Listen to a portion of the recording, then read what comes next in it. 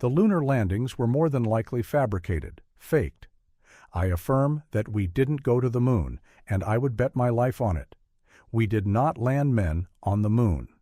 Apollo 11 gave the world a historic front-row seat to mankind's first steps on the moon as Neil Armstrong and Buzz Aldrin etched their names into history. But despite this monumental achievement, NASA's plans to return to the lunar surface remained on hold. From budget cuts to shifting priorities, the journey back was never fully realized. What caused NASA to leave the moon behind after such a groundbreaking mission? And now Elon Musk has stated, "I will show you why NASA has never returned to the moon." So let's get right into it. The Apollo program, you can see the stars and stripes on. Beautiful. Just beautiful. The Apollo program is one of the most significant achievements in human history, not only for its technological feats, but also for the incredible steps taken in human exploration. While Apollo 11 often takes center stage due to its historic landing on the moon, the story of the Apollo program is much broader. It was a decades-long effort that began in the early 1960s, involving numerous missions, groundbreaking technology, and a determined focus on advancing humanity's capabilities in space. The foundation of the Apollo program was laid in the early years of space exploration under the direction of NASA, which had been formed in response to the Soviet Union's early successes in space. Before any astronaut could land on the moon, the program faced a major setback. Apollo 1 was slated to be the first crewed mission of the Apollo program. The mission was to test the spacecraft systems in low Earth orbit, but it never got off the ground. On January 27, 1967, the crew of three, Gus Grissom, Ed White, and Roger B. Chaffee, were conducting a pre-launch test when a fire broke out in the pure oxygen environment inside the spacecraft. Despite the best efforts of the crew, all three astronauts tragically lost their lives, and the mission was immediately scrubbed. After the Apollo 1 disaster, NASA went to great lengths to address the issues that had contributed to the tragedy. This involved a redesign of the Apollo command module and more thorough testing of both the spacecraft and its equipment. The crew's sacrifice set the tone for the perseverance that would follow in later Apollo missions. It wasn't until October 1968, nearly 2 years after the tragedy of Apollo 1, that the program saw its first success. Apollo 7 was the first crewed flight in the Apollo program, and it was a crucial step in the testing and development of the spacecraft systems that would eventually take astronauts to the moon. The mission was a success in terms of its objectives. Apollo 7 tested the Apollo command module in low Earth orbit, ensuring that the spacecraft's life support systems, guidance, and navigation worked as expected. The crew spent 11 days in orbit, and despite some technical difficulties, the mission confirmed the spacecraft was ready for future crewed missions. This marked the first time that humans had flown in an Apollo spacecraft, and it gave NASA the green light to move forward. Apollo 8 made history by becoming the first mission to send astronauts around the moon. This mission wasn't originally part of the Apollo program's plan. NASA had initially intended to have the first manned lunar landing occur on Apollo 10. However, after the success of Apollo 7, and with time running out, the decision was made to send a crew on a test flight around the moon. Their mission was to verify that the spacecraft could travel to the moon, perform a lunar orbit, and return to Earth safely. On December 21, 1968, the spacecraft was launched on a trajectory to the moon. Upon reaching lunar orbit, the crew made a series of burns to adjust their trajectory and successfully entered a stable orbit around the moon. This mission is especially significant because it marked the first time humans saw the far side of the moon and witnessed the view of Earth rising above the lunar horizon. After 10 orbits of the moon, Apollo 8 returned safely to Earth on December 27, 1968. Apollo 9 was the first mission to test the lunar module, which would be used to land astronauts on the moon. The lunar module was a crucial piece of the puzzle, and Apollo 9 provided the first opportunity to test its performance in Earth's orbit. The module had to be tested in conditions that simulated a lunar landing, and this mission confirmed that it could separate from the command module, maneuver in space, and return safely. After the success of Apollo 11, several more crewed missions were sent to the Moon, focused on lunar exploration, which contributed to a deeper understanding of the Moon's geology and environment. Apollo 17, launched in December 1972, was the last mission of the Apollo program. It was the sixth and final crewed mission to the Moon, and it marked the end of the program. The crew spent 3 days on the lunar surface exploring the Taurus-Littrow Valley, collecting samples, and conducting scientific experiments. Apollo 17 remains the final time humans have traveled beyond Earth's orbit. The mission provided the most extensive set of lunar samples ever collected and marked the end of an era of human exploration of the Moon. The Cold War moon race, the Cold War between the United States and the Soviet Union, lasting from the end of World War II until the early 1990s, was marked by intense rivalry not just in political ideologies and military power, but in nearly every aspect of global influence. Among the most fascinating arenas of this competition was the space race, which pitted the U.S. and the USSR against each other in a technological and scientific contest that would define much of the mid-20th century. The origins of the space race are tied to the broader context of the Cold War, where the United States and the Soviet Union were locked in a geopolitical struggle. Each side sought to prove its superiority militarily, economically, and ideologically. The competition to achieve dominance in space was not just about technological innovation. It was a way for both to assert their political and ideological systems as superior. The U.S. championed capitalism and democracy, while the USSR promoted communism and a state-controlled economy. The race to space became an extension of this ideological battle, with both nations eager to demonstrate that their way of life could produce greater achievements. It all started with the launch of Sputnik, won by the Soviet Union, on October 4, 1957. Sputnik was the world's first artificial satellite, and its successful launch was a shock to the United States. It demonstrated that the Soviet Union had developed the ability to send a man-made object into orbit around the Earth, and it raised serious concerns about the technological and military capabilities of the USSR. The implications were vast. If the Soviet Union could send a satellite into space, could they also develop the capability to launch nuclear missiles from space? The launch of Sputnik spurred the U.S. government into action. President Eisenhower, worried about the technological gap between the two superpowers, recognized the need to invest more heavily in science and technology. The creation of NASA in 1958 was a direct response to Sputnik.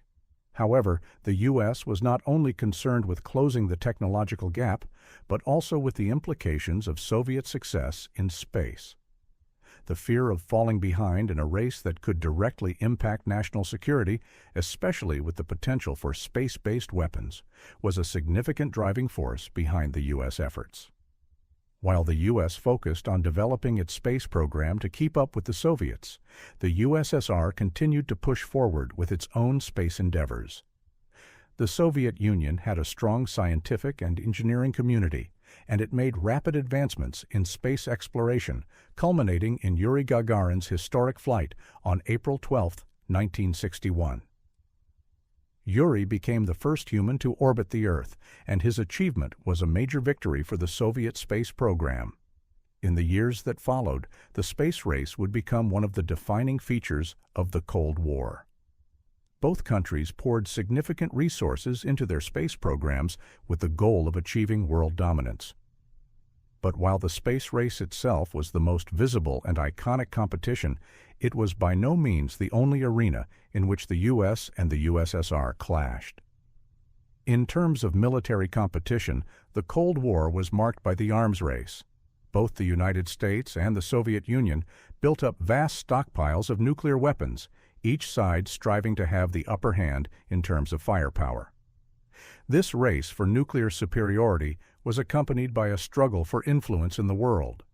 The United States and the Soviet Union supported opposing factions in various conflicts, including the Korean War and the Vietnam War, as each side sought to spread its own political system and gain allies.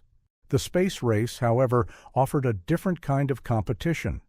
It was not just about military power, but about the ability to conquer the unknown, to push the boundaries of human knowledge and capability. Both nations realized that space exploration was a way to demonstrate technological prowess and leadership. Achievements in space would be seen as a symbol of technological superiority and a way to prove that their political systems could lead to progress and success. The Soviets initially held the advantage in space exploration, but the U.S. made significant strides as well, particularly after the establishment of NASA. The U.S. focused on improving its own space capabilities, building the technology for lunar exploration, and working toward the ultimate goal of landing a man on the moon. But was this competition the only thing that fueled lunar exploration? Why didn't they return to the Earth's only satellite? To understand this, we need to delve deeper into the legendary Apollo 11. Apollo 11, America won the race. Apollo 11 stands as one of the most remarkable achievements in human history, not just in space exploration, but in human ambition and technological prowess.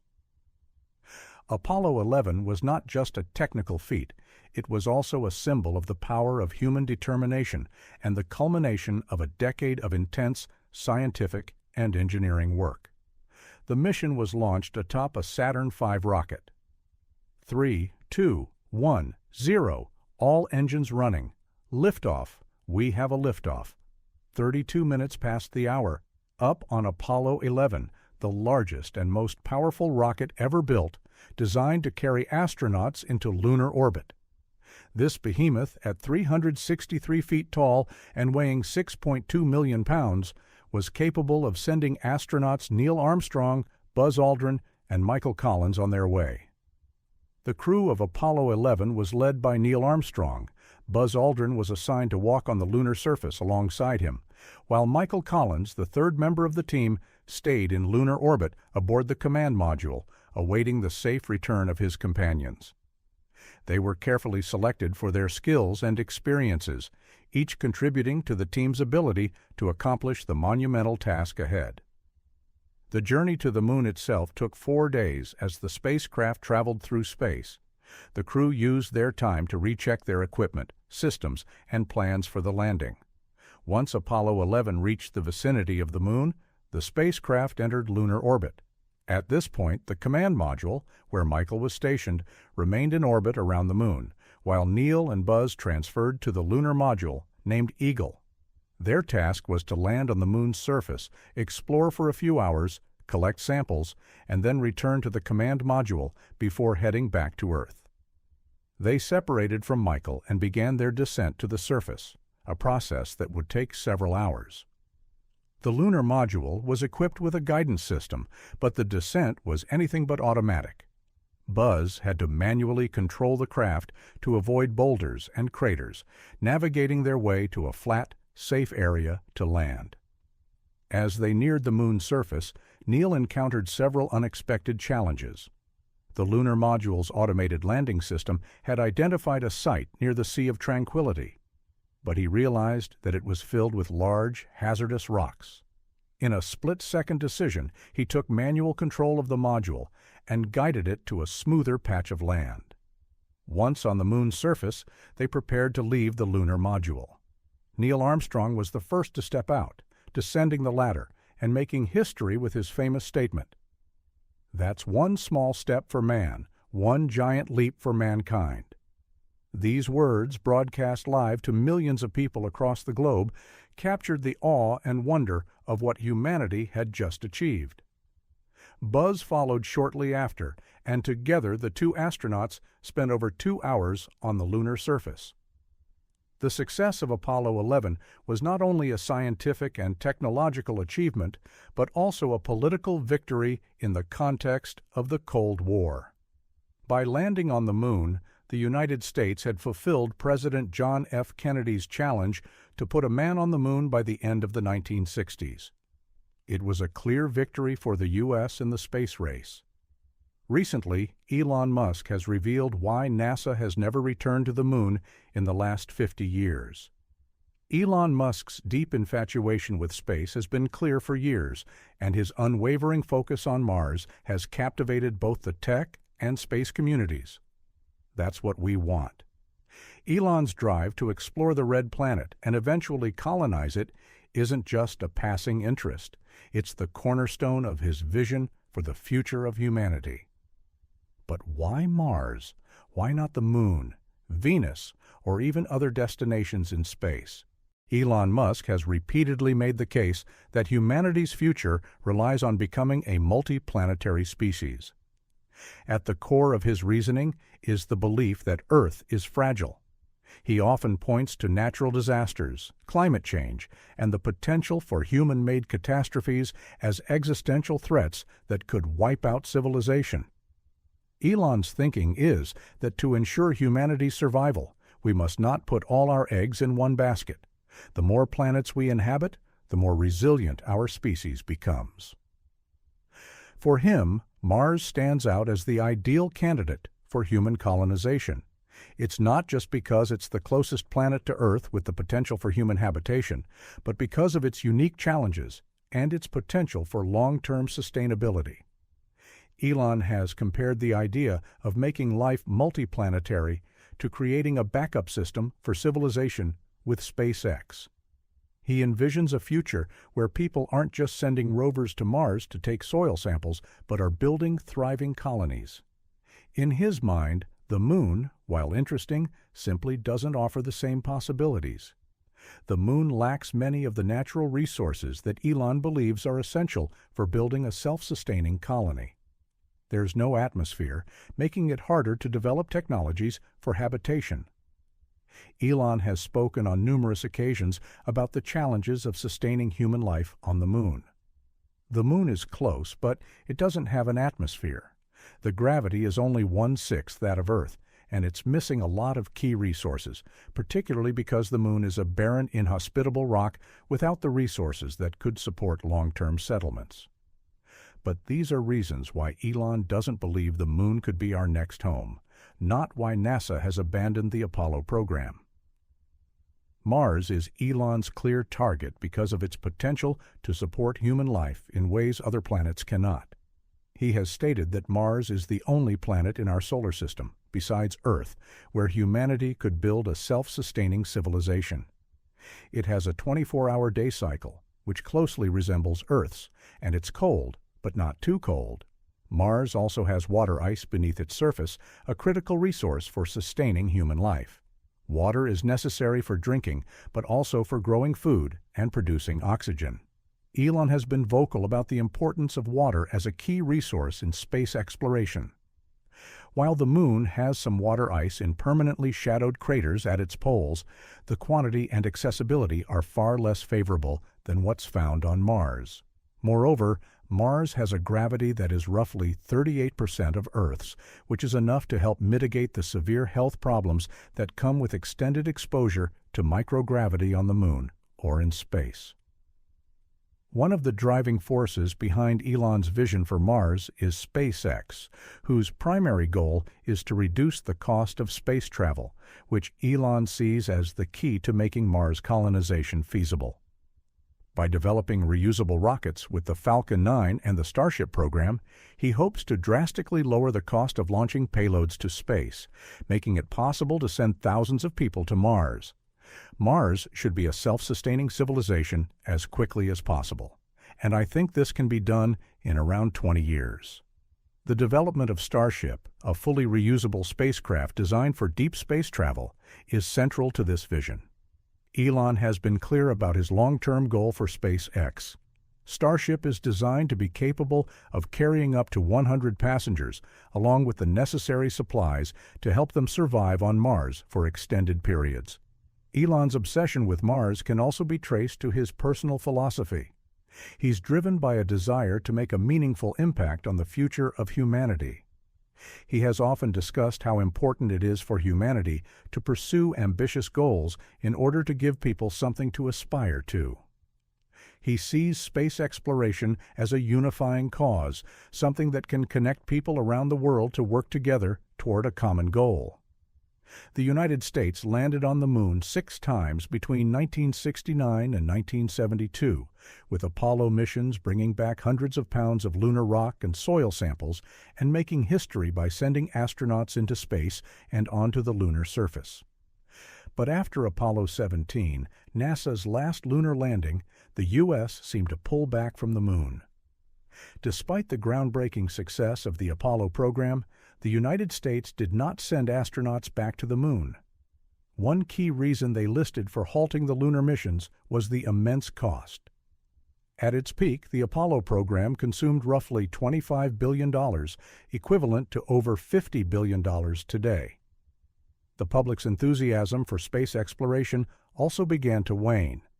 The excitement of landing on the Moon was largely captured in the first few missions, but by the time Apollo 17 landed on the Moon in 1972, the novelty had worn off. There were also other pressing issues facing the U.S. at the time, particularly the Vietnam War and the growing economic concerns back home. As a result, public support for space exploration, especially lunar missions, began to decline. Beyond the immediate financial concerns, the political landscape in the U.S. also shifted significantly after Apollo 17. The Apollo program was, in many ways, a product of the Cold War competition with the Soviet Union. The U.S. had put a man on the Moon to demonstrate technological superiority during the space race, which was part of a broader struggle for global influence. Once that objective was achieved, the political will to continue funding the Apollo missions diminished.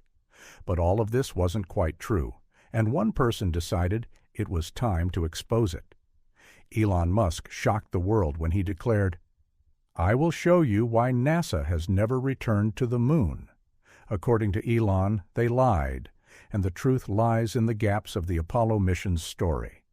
He claims there's evidence suggesting NASA might have discovered something on the Moon they weren't ready to confront, something that changed the course of space exploration forever. Elon theorized that it wasn't just about shifting public opinion or reallocating resources. He hinted at classified data from the Apollo missions that was never made public, raising questions about what NASA might have found on the Moon's far side. Could it be alien structures, untapped resources, or something more ominous? Elon, with his bold ventures into space, promised to uncover the real reasons, insisting that if there's a truth to be told, we owe it to humanity to find out. This isn't just speculation. Elon has reportedly directed SpaceX to prepare missions specifically aimed at the Moon, not just to land humans there again, but to investigate these unanswered questions. We can't explore Mars fully until we understand what NASA left behind or why they never went back, he said. With SpaceX's advanced Starship program, Elon believes we're closer than ever to uncovering the Moon's secrets. Whether it's a game-changing discovery or just a forgotten piece of history, Elon's quest has reignited the debate. Why hasn't NASA returned to the Moon? And more importantly, what could they be hiding? Also, let's not forget about the discoveries that have shown that the Moon is more dynamic than previously presented. Scientists have found evidence of water and ice at the lunar poles, hidden within permanently shadowed craters. This discovery could have vast implications. Water is essential for human life, and if it can be extracted from the Moon, it could fuel lunar bases, be used for drinking, and even be converted into oxygen for breathing or hydrogen for rocket fuel. These resources could enable a sustained human presence on the Moon, potentially turning the lunar surface into a platform for further exploration of the solar system, a celestial body much closer than Mars. Furthermore, evidence suggests that the Moon is not as dead as once thought. Seismic activity has been detected, and these tremors hint at internal dynamics beneath the surface. It's possible that there are still untold geological processes happening on the Moon, and that its interior could harbor crucial scientific secrets. Another interesting find has been the discovery of rare geological formations on the Moon's surface. Scientists have uncovered signs of ancient volcanic activity, as well as strange rock formations that may indicate the presence of materials not found elsewhere in the solar system. These findings could have immense scientific value, and understanding them could unlock new knowledge about the formation of planetary bodies and potentially human settlements on the Moon. Desert of the United States, it's different, but it's very pretty out here. So, could it be true that NASA never returned to the Moon because of what they found or what they couldn't explain? Elon's revelations leave us with more questions than answers, but one thing is clear. He's determined to uncover the truth. Should Elon focus on the Moon rather than Mars? Let us know in the comments.